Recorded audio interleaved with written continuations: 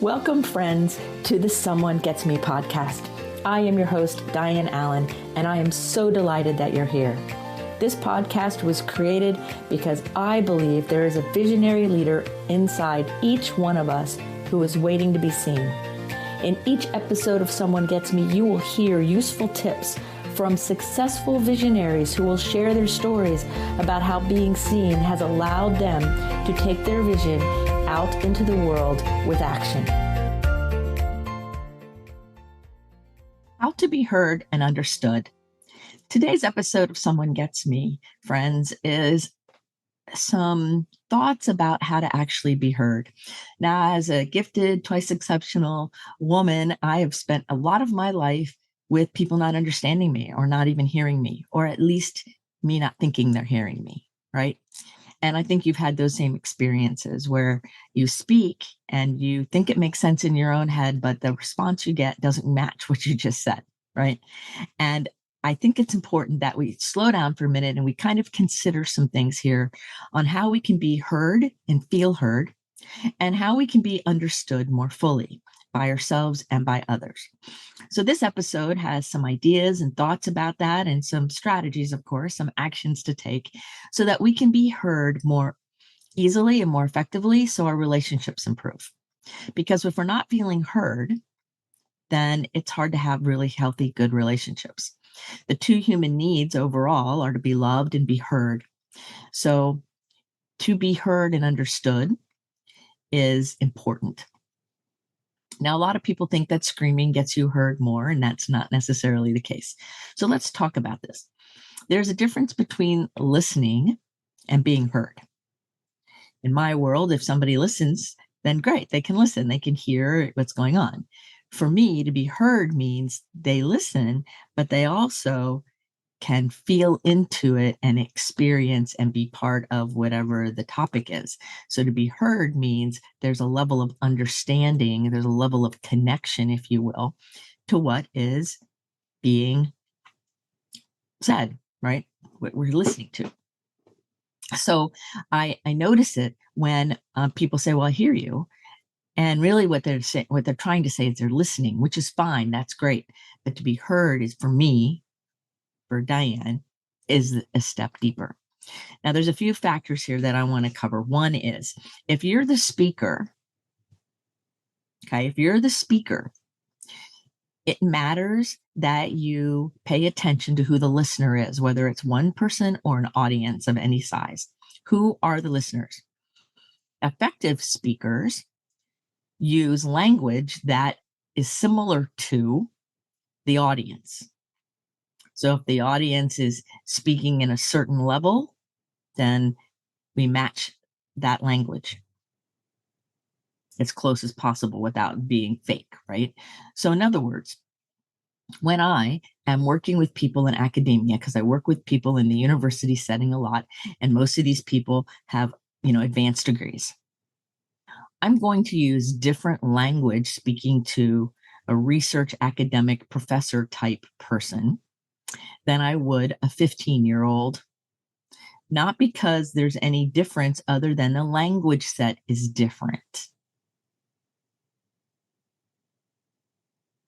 If I speak like I'm speaking to the 15-year-old, to these professors, they're going to think I'm speaking down to them. If I use too many of the references that I would for somebody in academia, the 15-year-old, I might miss them. They may not understand completely what I'm trying to say or the meaning behind it. So it matters that we pay attention to who our listener is, and that we, as the speaker, speak in that way. So when you're the listener and you want to be heard, you want to make sure that other person's getting you. If somebody is using a language set that doesn't align with you, it's okay to ask for clarification. It's okay to ask questions. So communication is a give and take. It's a back and forth. It's not sequential monologues. So many times when I'm listening to conversations or watching presentations, it's like a sequential monologue. You say your thing, I say my thing, and there's no meeting in the middle. And I don't even know if there's even an understanding. I see it a lot out there in the world right now where, if I say green, you're going to say red, and you didn't even hear my comment about the green. I could be talking about the grass and you could be talking about a car, but we're going to argue over green or red. So it really is important as the speaker and as a listener to be as close to on the same wavelength as possible in order to be heard and understood. Another point that I want to make is that you are a very powerful being. And when you let your light shine and you let yourself show up fully to any situation, if you turn it up too loud, turn the light up too bright, it could make the other person squint, metaphorically speaking. Too much, too fast is like being fed with a fire hose. And the human egoic response to that is shut down and push away. So if you want to be heard and you have a message that's important, it matters that you go into the reality of the other person or close and you kind of hold their hand and walk with them to where you want to go so that it's palatable. They can hear you. To blast people with a fire hose gets you nowhere fast because you'll just get pushback. You'll just get yelled at. You'll just get some kind of thing happen that's not your intended goal because you want to be heard. So we live in a society that's can be very confrontational and thinking that screaming louder will get you heard more when really it's the opposite. Now, that doesn't mean you don't never raise your voice. It doesn't mean that you don't take a stand. I'm not saying that. I'm saying pay attention to the audience, pay attention to the people that you're speaking to, whether it's one person or a group, and pay attention to how, and ask yourself this question: how can I most effectively get my message across? Whether it's getting the message across to your loved one that you love them, or getting a very important message across as a teacher, as a guide, as a mentor, as a friend, or in a bigger audience. The question is, how can I be most effective? Like, for example, in love, so many people give to others that they love in the way they want to receive without ever paying attention to how that person wants to receive love. I see it a lot on holidays and things where people will say, well, I gave her flowers. That's what all girls want. And the woman's like, I just wanted a hug. So there's two people trying to express love and missing each other and feeling unheard because they didn't pay attention to the audience. Right. So it's so important to pay attention to the audience if you want to be heard. Because sometimes you can say the most profound, amazing thing in the whole world. And if your audience is impaired or your audience isn't listening, or you use a language or a language itself that they don't even understand, they can say they hear you, but really what they're saying is they're listening. But if there's no understanding, then it's impossible to be heard, if that makes sense.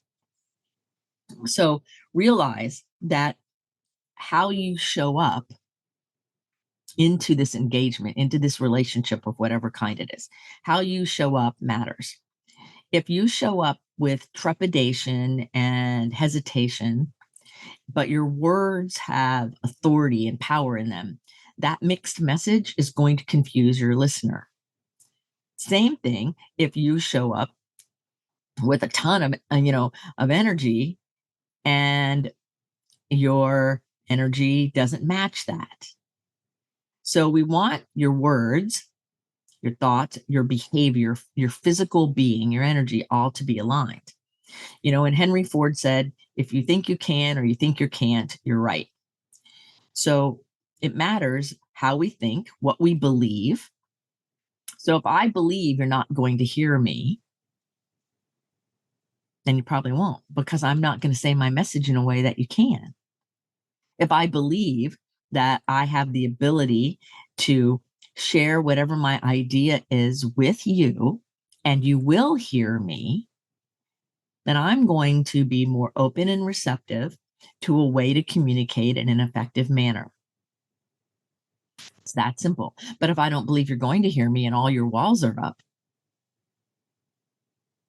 then you restrict my ability to communicate, which usually ends up not so pretty. So it matters, I think, when we want to be heard that we allow ourselves the opportunity to say, okay, how am I coming across? What language am I using? What energy do I have? How am I presenting whatever the idea is? I'm a visionary, and so I can see big picture, but sometimes I like to be really specific and clear. And so I've had many people over my lifetime say to me, "Well, I told you a story about this, Diane, and I was talking about you." And I'm like, "What? If you share a metaphor with me, and I don't know that it's about me or for me, it could just be a story. You could have missed me totally." So we all communicate in these interesting ways, assuming the other person figures it out. Well, not always. So match it with your audience, right? If you want to be heard by somebody who's a visionary, gifted person like me, sometimes you have to be a little bit more specific than you might think. So I'm good at saying specifically, what do you mean? Or are you referencing me when you're talking about this scenario? Or are you talking about something general? Like, I'm good at asking questions to clarify. So if you're the listener, you can ask questions to clarify, give yourself permission to do that. If you're the speaker, and you are not sure your listener is getting the point, or even if you think they are, ask for clarification. Say, did you hear what I said? Or what did you hear me say? Is what I say sometimes. What did you hear? And sometimes they'll say something that has nothing to do with what I said in my mind. But the words I used, going through their filter in their autobiography, said something totally different than my intention, my words coming through my autobiography. So sometimes even the words have different meanings, and clarification and asking questions and being sure we're on the same page really matters. Another point here is that if you want to be heard, to show up in a way that is not so bright and so big that the people around you have difficulty taking it all in. Like I referenced earlier about like being fed with a fire hose, but it can also happen with just energy, right? Like people who are always moving around and doing stuff and let's go. And somebody else might be having a more quiet experience. Again, it's important, if you want to be heard, to respect where your listener and your audience are. We can only assimilate things in a certain zone from where we are. It's called the zone of proximal development, and I think it's important here that if I'm going to share with you something with you, or teach you something, or try to help you see information I have, or whatever it is, then I need to understand that there's a zone that you can go into comfortably, and then when I push you beyond that, it creates a crisis. You see it in the gym where people say, okay, I'm going to start working out. And then they go and they work out way too long and too much. And then pretty soon they're sick, or they have a healing crisis because all their muscles hurt and they don't get up for a while. And then they don't go back. That's a healing crisis. Or people who say they're going to heal all their family trauma in a couple months, and they open up too many wounds too fast, and they create a real crisis for themselves. So it matters that we pay attention to the zone of proximal development within ourselves and within our listeners. So if I'm going to teach something really advanced, so to speak, and I have a novice audience, then I need to make sure that I teach in a step manner that is within those zones, so that the person can come with me, they can understand, they can get it. I can feel heard, they can feel understood, because I didn't just come in from some way out there place. It matters. I have a client that I'm working with who I've been working with for a couple of years. And this person just very recently even said, and has mentioned it before, but now it's in writing, that basically says, you planted seeds. You waited for me. You had patience. You taught me things in the level of which I am in. And now I see your strategy. Now I see your gift even more so because you were able to align what you were teaching me, what you were doing with where I was without pushing me too far too fast, but also giving me something to grow toward, giving me something to stretch toward. And that's the beauty in a really good communicator. Like I know she hears me because we have a dialogue about what it is. And then we have discussion about the results of whatever it is we're working on. And I know that I'm heard and she knows that she's heard because we stay within that zone and knowing that the zone is always moving up. Sometimes people come in and they want to teach something or show something that's way outside the zone of whoever the people are. And you're not going to be heard if you're way outside that zone because it's going to seem like a foreign language. And in the beginning, it is. In fact, my very first day in seminary, I didn't know any of the language of the theology world at all. I mean, I came from a rehab counseling degree. Like, I didn't know anything about this. And they used words that I never heard before. And the word that really stuck out that first day was exegesis. I'm like, what is an exegesis? I don't even know what it is. And they were using it in sentence like everybody knew what exegesis was and not me. So I asked, what does that mean? I don't even know what these things are you're talking about. And had I not asked the question, and had I not, as the audience, got clarity, then I would have missed the mark. And then the teacher would have felt not heard, most likely, right? Because I didn't get it. Well, I didn't get it because I used words I didn't know. So it's both people's responsibility to make sure we're clear, make sure we have an understanding, and to realize that we want to stay in that zone. So once I knew what an exegesis was, I could do the next part of the assignment, but I didn't even know what I was being asked until I asked.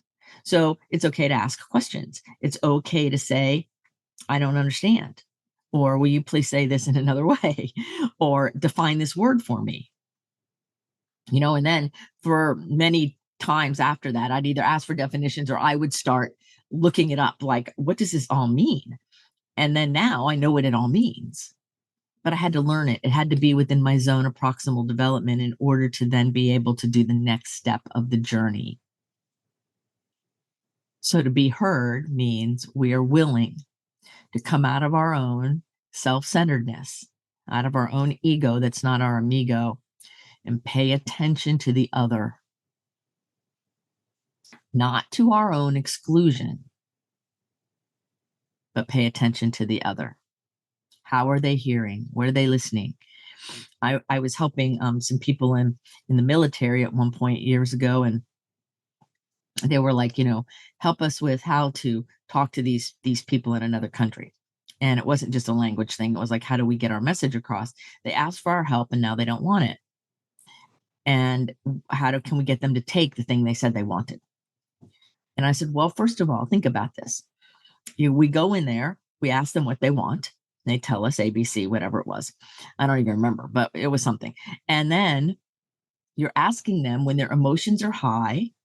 There's all kinds of terror and fear going on in their country. There's all these crazy things going on. And that you come in as an authority person, military type authority, and you wonder why there's a misfit. Those people are not emotionally able to tell you intellectually what they want because their emotions are all dysregulated and out of whack because of whatever the high fear level is. So we want to take into consideration the emotional situation, the context of everything.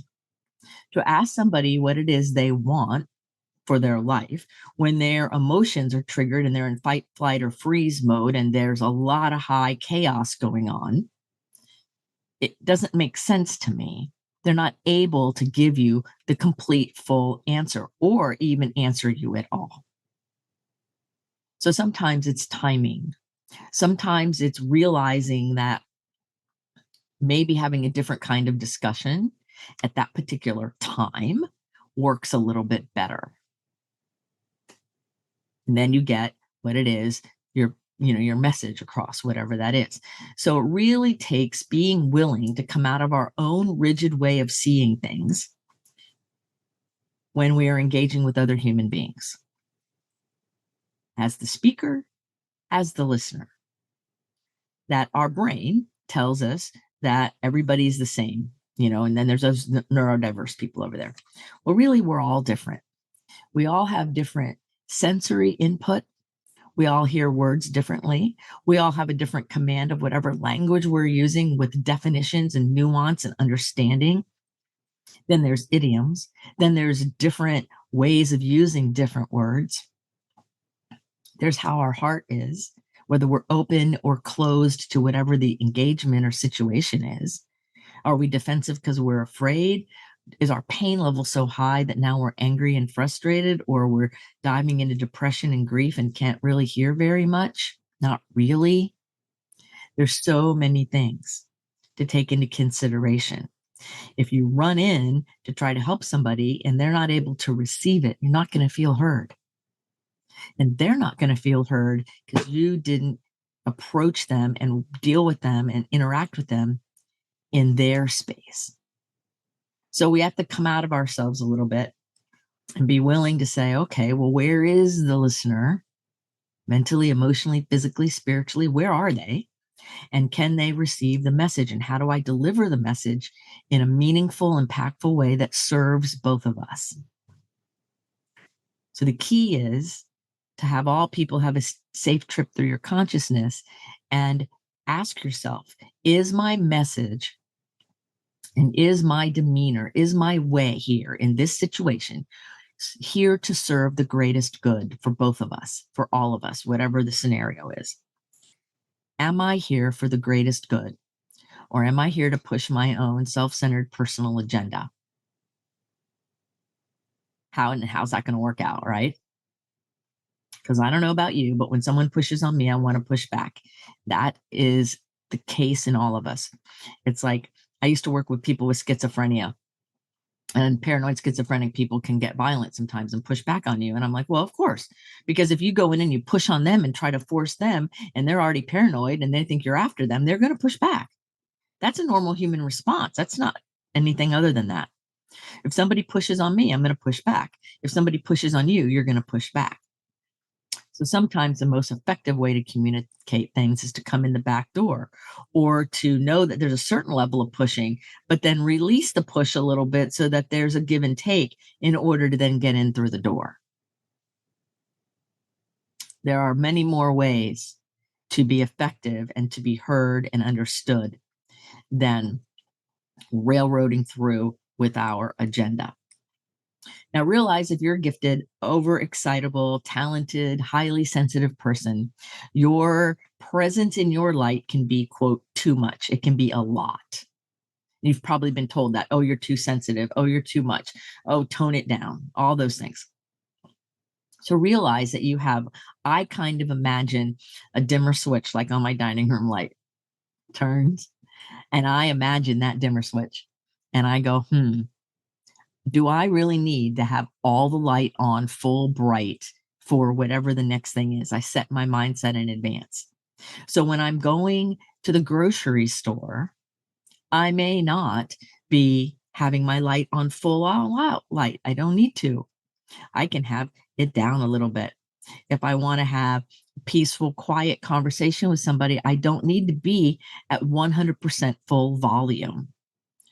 So sometimes what haunts us and what gets in our way of our communication and being heard is our gift actually being turned up too high. So when you have it turned up too high, it makes for a mismatch sometimes. Right? Think about it. If you want to have a nice, quiet, relaxing evening, do you have every light on in the house and the music blaring and everything? Not to relax. But if you're going to have a dance party, maybe, or if you're going to have a big party, maybe, we want to match our brightness with the mood, with the goal, with what we're doing. Now, it does two things. First of all, we are received better, so we're heard. We are happier in our relationships because we're being heard and we're being respectful, right? It also is a great energy conservation. And that's what I teach people a lot. It's an energy conservation. I don't have to be at 100%, 100% of the time. That's exhausting. I'm not a machine. You're not a machine. It's okay to go up and down. So before anything I have to do, I go, okay, well, how much of me, that's my inner boundary, how much of me is required for this engagement, whether it's a conversation with a friend, whether it's a creative endeavor or a Zoom call or a session or whatever, it doesn't matter. How much of me shows up here? And then I kind of feel into it and decide how much of me is going to show up. And then that's where I set my dimmer switch. Not because I'm cheating me or someone else, and I can always change it during the interaction anyway. And not because anything's less than or greater than, but because if I am using the proper inner boundaries and the proper mindset to align more fully with what is happening in my world, I am more effective. When I am more effective, I am heard. When you are totally aligned to the best of your ability to whatever the situation is, you will be more effective and you will be heard. And then you will be more understood. And now your needs are getting met in the situation, as are the other people's needs. And it takes your willingness to be aware. Like a lot of times, people who are gifted don't have really good social cues. And so they're not aware when it's time to leave the party, or they're not aware when it's time to be quiet and listen, or they're not aware when it's time to talk, or they're not aware about a lot of social cues a lot of times, and we have to learn them. Now, all humans have to learn them, but sometimes for some gifted people, it's a little trickier. It's harder. Transitions are harder. Things are difficult sometimes. So we want to stay in that space where we're teachable and we're able to adjust our light in the way that works. And it's actually way more fun because at the end of the day, we don't have decision fatigue and we have way more energy. And that's the goal. So anyway, I could go on about this forever because I think to be heard and understood is a vital life thing. And I think that a lot of times people aren't listening and they're not hearing. So it's hard to feel heard. And I think that's why we see bullhorns and we see people screaming and yelling, and we see all this anger because people aren't hearing them. Because some people are so close-minded, they refuse to listen. So how do you handle that? Is a statement about who you are. How they are being defensive or close-minded is a statement about them. It may not be a door you want to push on. It might be a door you need to push on, in which case you crank up the light. All kinds of options. There's no wrong way. The better question is it working? Is it effective? Is the benefit of all concerned primary in your mind? That's what matters. If you're focused on the benefit for all concerned, you are focused on what's good, right, and true and higher principles, and you're willing to engage, you'll be heard. And then you can go from there. So I hope some of this has been helpful and inspiring for you, because here's what I know. I know that you're beautiful and you're lovable. I know that you're totally capable, and I know that you're fully equipped to engage in a way where you feel heard, and to be the listener in a way where the other person feels heard as well. And the more that we all feel heard and we remember those zones of learning and expansion, then all of us have more peace and love and kindness and compassion in our life. And the difficult things, the things we disagree with, the difficulties in the world can get handled a whole lot more effectively because we're hearing and we are heard. So I hope this was helpful. Remember that you're amazing. You're a rock star and you're here on purpose with a purpose. So go out there, pay attention. How much of your light are you letting out in every situation? And be aware that you are here for a mighty purpose. And so go out there in the world and let your beautiful, cool, funky, quirky self show up in ways that are meaningful and that show you that you are beautiful. Until the next episode of Someone Gets Me, be well. Thank you for listening. I trust you gained some valuable inspiration and information. Please join me and other visionaries in the Someone Gets Me Facebook group. Or for more information on my services and additional episodes, visit someonegetsme.com. Again, thanks for listening.